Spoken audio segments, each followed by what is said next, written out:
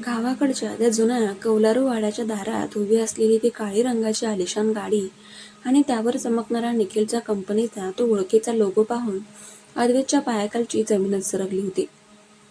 गाडीचे ब्रेक लागल्याचा मोठा आवाज झाला आणि अद्वैतने स्टीअरिंग व्हीलवर आपले हात घट्ट आवळले. त्याचा श्वास एका क्षणामध्ये वेगाने चालू झाला होता. मागच्या सीटवर बसलेली आरोही लहानक्या अर्णवला छातीशी घट्ट लावून काळजीने खिडकीबाहेर पाहू लागली. अद्वैत, ही गाडी तर निखिलची आहे ना? तो जेलमधून बाहेर कधी आला? आणि तो इथे आपल्या गावी काय करतोय? आरोहीच्या आवाजातली ती जुनी भीती पुन्हा एकदा डोकावली होती. अद्वैतने गाडीतून उतरण्यापूर्वी मागच्या सीटवर हात नेऊन आरोहीच्या हातावर हात ठेवला. तू अजिबात घाबरू नकोस आरोही. जोपर्यंत मी तुझ्यासोबत आहे तोपर्यंत कोणीही आपलं काहीच वाकडं करू शकत नाही. तू बाबा आणि आईसोबत गाडीतच बस. मी आत जाऊन बघतो नक्की काय प्रकार आहे.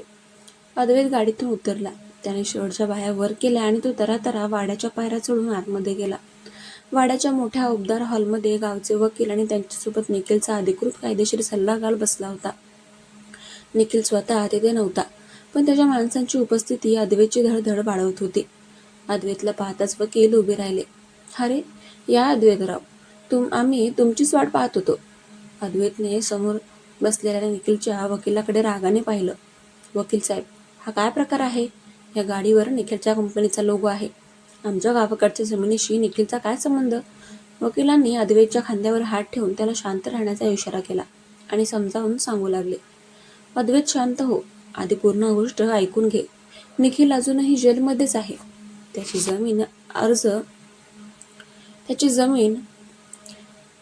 त्याचा जामीन अर्ज कोर्टाने पूर्णपणे फेटाळला आहे. पण निखिलच्या कंपनीने जो दिवाळखोरीचा अर्ज केला होता त्यानंतर कोर्टाने त्याच्या सगळ्या बेकायदेशीर मालमत्ता जप्त करून त्यांचा लिलाव केला होता. आपल्या जमिनी शेजारी जी मोठी फॅक्टरीची जमीन आहे ती निखिलने आधी विकत घेतली होती, पण आता कोर्टाच्या अंतिम आदेशानुसार त्या फॅक्टरीचा जमिनीचा ताबा आणि त्यासोबत असलेला हा आपला वादग्रस्त रस्ता कोर्टाने आपल्या बाजूने सोडून तो सगळ्या जमिनीचा तुकडा तुझ्या बाबांच्या नावावर केला आहे. निखिलच्या कंपनीचे वकील इथे फक्त त्याच कागदपत्रांवरून त्यांचा हक्क सोडल्याची शेवटची सही देण्यासाठी आले आहेत. हे ऐकून अद्वैतच्या छातीवरचे खूप मोठं दडपण उतरलं. त्याला समजलं की हे निखिलचं कोणतंही नवीन कारस्थान नव्हतं, तर कर्माचं चक्र पुन्हा एकदा सुरू झालं होतं. ज्या निखिलने अद्वैतचं करिअर आणि वैयक्तिक आयुष्य उद्ध्वस्त करण्याचा प्रयत्न केला होता त्याचीच मालमत्ता आज कायदेशीररित्या अद्वैतच्या कुटुंबाच्या ताब्यात आली होती. अद्वैत बाहेर आला आणि त्याने गाडीचा दरवाजा उघडून आरोहीला आणि बाबांना ही आनंदाची बातमी दिली. बाबांच्या डोळ्यातून आनंदाश्रू आले. बाप्पा, शेवटी न्याय मिळाला. आमच्या पूर्वजांची जमीन आज पूर्णपणे मुक्त झाली. कुलकर्णी फॅमिली खूप आनंदाने आणि सुटकेचा श्वास टाकत वाड्यात आली. सुलभाताईंनी आणि आरोहीने मिळून वाड्याच्या उंबरठ्यावर माप ठेवून अर्णवला घरात आणलं. तो जुना वाडा जिथे कधी काळी अद्वैतचे आजोबा राहायचे आज पुन्हा एकदा लहान मुलाच्या हसताने आणि खेळण्याने जिवंत झाला होता. 2 दिवस कोर्टाच्या आणि सरकारी कचेरीच्या कामात खूप वेगाने निघून गेले. अद्वैत आणि बाबांनी सगळ्या कायदेशीर सह्या पूर्ण केल्या आणि जमीन पूर्णपणे कुलकर्णी कुटुंबाच्या नावावर झाली. गावातील लोकांनी अद्वैतचा छोटासा सत्कारही केला. तिसऱ्या दिवशी संध्याकाळी वाड्याच्या मोठ्या गच्चीवर संपूर्ण कुटुंब बसलं होतं. गावाकडची ती संध्याकाळ खूप सुंदर आणि प्रसन्न होती. आकाशात तांबूस पिवळसर रंग पसरला होता आणि पक्ष्यांची थवे आपल्या घरट्याकडे परतत होते. सुलभाताईंनी सगळ्यांसाठी गरमागरम चहा आणि कांदा भजी बनवली होती.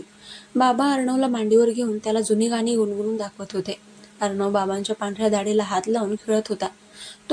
ते पाहून संपूर्ण हॉल हसत होता. अद्वैत आणि आरोही गच्चीच्या कटड्याला धरून उभे होते.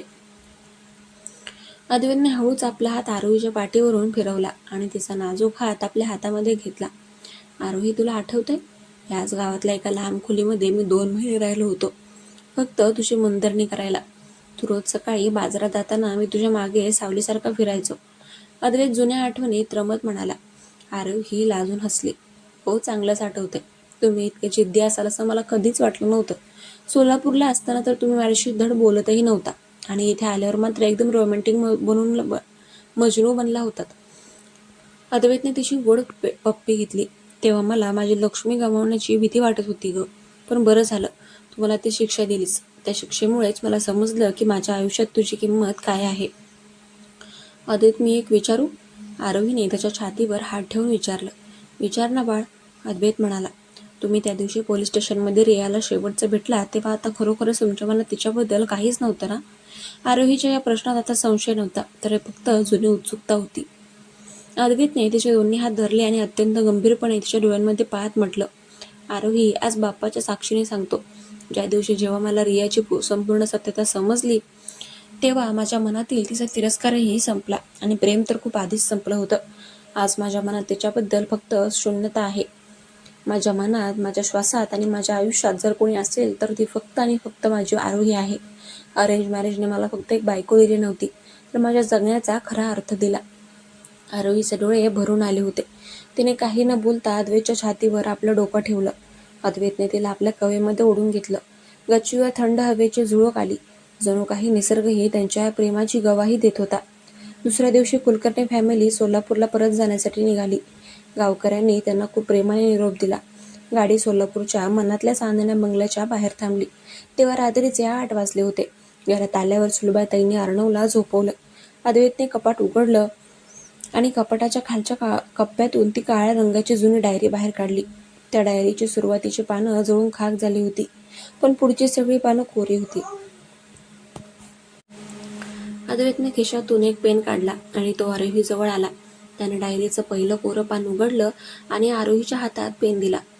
आरोही, या डायरीची जुनी पानं चुकीच्या माणसाने लिहिली होती, म्हणून आपल्या आयुष्यात वादळ आलं. पण आज ही पुढची सगळी कोरी पानं आपण आपल्या हाताने, आपल्या प्रेमाने आणि आपल्या अर्णवच्या आठवणीने लिहूया. चल, पहिली ओळ तू लिही, अद्वैत म्हणाला. आरोहीने अद्वैतकडे पाहिलं आणि तिच्या चेहऱ्यावर एक अथांग आनंद होता. तिने थरथरत्या हाताने त्या कोऱ्या पानावर मराठीत तिने लिहिलं, अरेंज मॅरेज ते अथांग प्रेम, अद्वैत आणि आरोहीची नवी सुरुवात. अद्वैतने त्याच्या हातातील पेन घेतला आणि ओळीच्या खाली एक मोठं उद्धय काढलं आणि त्यात लिहिलं, अर्णव. दोघेही एकमेकांकडे पाहत असले. खोलीतल्या नाईट लॅम्पचा मंद प्रकाश पसरला होता.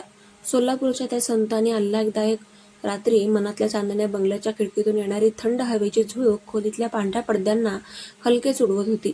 अद्वैतने खोलीचा मुख्य दरवाजा बंद केला आणि तो हळूच पावलं टाकत आरोहीच्या दिशेने आला. आरोही आरशासमोर उभी राहून केसांची वेणी सोडवत होती. आरशात अद्वैतचा प्रतिबिंब पाहताच तिच्या गालावर एक क्यूट गुलाबी खळी उमटली.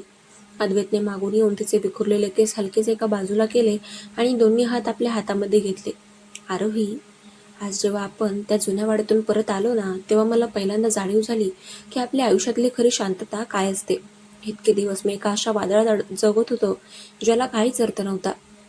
पण तू जेव्हापासून माझ्या आयुष्यात आलीस तेव्हापासून माझ्या मनाचं हे रिकामपण पूर्णपणे भरून येलंय. अद्वैतचा आवाज खूप हळवा होता आणि रोमॅन्टिक झाला होता. आरोहीने मागे वळून थेट त्याच्या डोळ्यांमध्ये पाहिलं. तिच्या बोलक्या डोळ्यांमध्ये आज कोणताही संशय किंवा भीती नव्हती, तर फक्त आपल्या नवऱ्यासाठी असलेला अथांग आदर आणि प्रेम होतं. तिने आपला हात अद्वैतच्या गालावर ठेवला, जिथे त्याची हलकी वाढलेली दाढी तिच्या हाताला स्पर्श करत होती. अद्वैत, मी खूप भाग्यवान आहे की मला तुमच्यासारखा नवरा मिळाला. सुरुवातीला जेव्हा तुम्ही माझ्याशी रागाने आणि तुसडेपणाने वागायचा तेव्हा मला खूप रडू यायचं.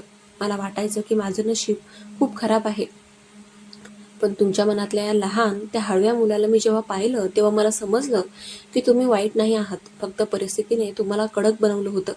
आज मी जेव्हा आपल्या लहानग्या अर्णवकडे पाहते तेव्हा मला आपल्या संपूर्ण प्रवासाची खूप कौतुक वाटतं, आरोही खूप गोड आवाजात म्हणाली. अद्वैतने तिचा हात आपल्या हातामध्ये घेऊन हळूचा उठाणा लावला. खोलीतल्या नाईट लॅम्पचा मंद निळा प्रकाश पसरला होता, जो त्यांच्या या क्यूट मुवमेंटला अजूनच रोमॅन्टिक बनवत होता. अद्वैतने हळूच तिला आपल्या कवेमध्ये ओढलं. आरोहीने कोणताही तक्रार न करता तिचं डोकं त्या भक्कम छातीवर ठेवलं. तिच्या केसांमधून येणारा तो हलकासा मोगऱ्याचा सुवास अद्वैतच्या श्वासामध्ये विरघळत होता. बरं, मला एक सांग, तू माझ्यावर पहिल्यांदा कधी प्रेम करायला लागलीस? जेव्हा मी पुण्याच्या पावसात तुझ्यासमोर हात धरून उभा होतो तेव्हा, की जेव्हा मी तुझ्या गावात 2 महिने राहून तुझी काळजी घेत होतो तेव्हा? अद्वैतने तिला अजून जवळ घेत मिश्किलपणे विचारलं. आरोहीने त्याच्या छातीवर आपल्या नाजूक बोटांनी मारलं आणि लाजत म्हणाली, काहीही काय विचारता आहात?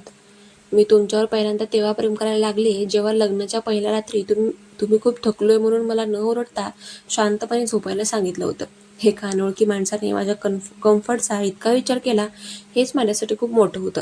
जरी तुम्ही नंतर खूप नाटकं केलीत तरी माझं मन पहिल्याच दिवशी तुमच्याकडे झुकलं होतं. अद्वैतच्या चेहऱ्यावर एक मोठं हसू उमटलं. त्याने तिचा चेहरा आपल्या दोन्ही हातामध्ये घेतला आणि तिच्या नाजूक गुलाबी ओठांवर एक दीर्घ आणि अत्यंत रोमॅन्टिक मुका घेतला. आरोहीच्या अंगावर एका क्षणात काटा आला आणि तिने लाजून आपले डोळे घट्ट बंद केले. तिचे हात अद्वैतच्या खांद्याभोवती अजूनच घट्ट आवळले गेले. नेमकी त्याच वेळी शेजारच्या खोलीतून अर्णवच्या रडण्याचा एक बारीक आवाज आला. दोघेही एका क्षणात एकमेकांपासून थोडे दूर झाले आणि दोघांनीही एकमेकांकडे पाहत मोठं हसून दाद दिली. बघ, आपल्या रोमांसमध्ये व्हिलन आला तुझा मुलगा, अद्वैत हसत म्हणाला. माझा एकट्याचा नाही, तुमचा पण मुलगा आहे तो. चला, उठून बघा त्याला काय हवंय. आरोहीने त्याचा हात धरून त्याला बेडवरून उठवलं. अद्वैतने हसत हसत मान हलवली आणि दोघेही हळूच पावले टाकत शेजारच्या रूममध्ये गेले. तिथे अर्णव पाळण्यात हातपाय मारत खेळत होता आणि अद्वैतला पाहताच त्याने आपली छोटीशी स्माईल दिली. अद्वैतने त्याला उचलून आपल्या छातीशी लावलं आणि रूममध्येच हळूहळू फिरू लागला. आरोही दारात उभी राहून आपल्या संसाराचं हे सर्वात सुंदर चित्र पाहत होती. तिने मनामध्ये बापांचे आभार मानले की अरेंज मॅरेज नंतरही तिच्या आयुष्यात एवढं सुंदर आणि अथांग प्रेम आलं होतं. त्यांच्या या संसाराच्या कोऱ्या पानावर आता फक्त सुखाच्या आणि आनंदाच्या चांदण्या वर्षत होत्या. तर मंडळी, अरेंज मॅरेज ही लव्ह स्टोरी आज इथे पूर्ण झाली. ही संपूर्ण लव्ह स्टोरी तुम्हाला कशी वाटली? तुम्हाला या लव्ह स्टोरीबद्दल काय वाटलं ते कमेंट करून नक्की कळवा. भेटूया नवीन कथा मालिकेसह. तोपर्यंत आपल्या चॅनलला सबस्क्राईब करायला विसरू नका. भेटूया पुढच्या स्टोरीमध्ये. चलो बाय.